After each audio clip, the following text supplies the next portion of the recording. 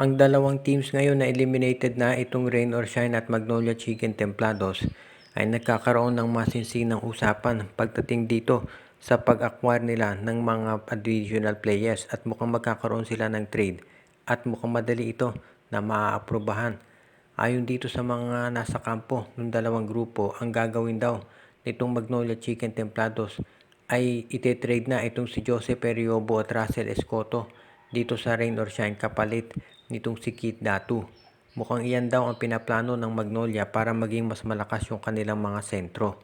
Dahil sa ngayon, ayon dito sa kampo ng Magnolia, kinakailangan pa nila ng iba pang big men na magiging reliable pagdating dito sa kanilang opensa at depensa para hindi naman sila masyadong mag-rely dito kay Xavier Lucero na lamang at Ian Sanggalang.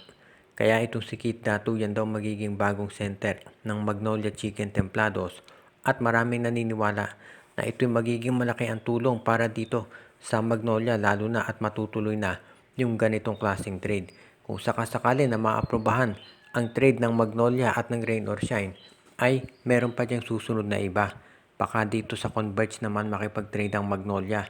Pero bago yan mangyari, gustong siguraduhin ng management na maaprubahan muna itong unang-una nilang request dito sa Rain or Shine Elasto Painters. Kung sakasakali na mapayagan nga itong trade na yan, sigurado na itong Magnolia Chicken Templados, lalaki yung frontcourt nila at masisiguro na yung kanilang lineup ay magiging kasing lakas nitong sa ibang koponan at partikular na sa Barangay Ginebra. Alam natin dyan palaging nagkukulang itong Magnolia pag tumatapat sa Ginebra, big men. Pero ngayon, kapag nakuha nila si Kit Datu, magiging parehas na yung laban at yan daw talaga ang hinahanap ngayon ng Magnolia Chicken Templados.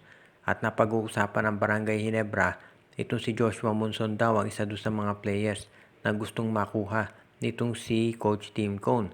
Dahil alam niya na itong si Munzon ay hindi lang scorer kung hindi magaling din sa depensa. Actually, nung pumasok nga si Munzon dito sa PBA, nakilala yan dito sa kanyang depensa at yan ang paniwala ngayon ni Coach Tim Cone na kinakailangan niya sa kanyang koponan. Ang isang player na kayang gumwardya ng mga sabihin na natin mga top options ng mga kalabang teams. Kaya iyan daw ngayon ang hinahanap ng Barangay Ginebra kung sakasakali. At dahil dito, itong si Joshua Munzon ay gusto nang kunin ng Barangay Ginebra bilang top player nila sa depensa. Magiging kasama siya nitong si Stephen Holt na gugwardya dito sa mga top defensive players ng mga kalabang koponan. Kaya iyan ngayon ang pinaplano nitong Barangay Ginebra. Kung sakasakali na matuloy nga yung trade, sigurado na itong Barangay Ginebra ngayon ang magiging isa sa mga top defensive teams sa PBA.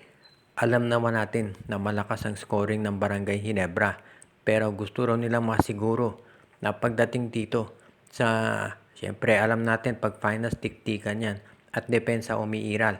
Kaya gustong kumuha ni Coach Timco ng mga defensive players na maaasahan niya at kabilang na nga dyan itong si Joshua Munzon. At yan daw ngayon ang magiging matinding plano ng Barangay Ginebra talaga. Yung kumuha ng mga players na masisiguro ni Coach Timco na two-way, ibig sabihin malakas sa opensa at sa depensa. Kaya asahan natin na kahit na nakafocus dito sa final si Coach Tim Cone, gagawin niya ang lahat para masiguro na pagdating naman dito sa pagpapalakas ng kanilang defensive presence, hindi sila mahuhuli. At iyan ngayon ang latest na report natin dito sa Barangay Ginebra, pati na rin dito sa koponan ng Magnolia Chicken Templados.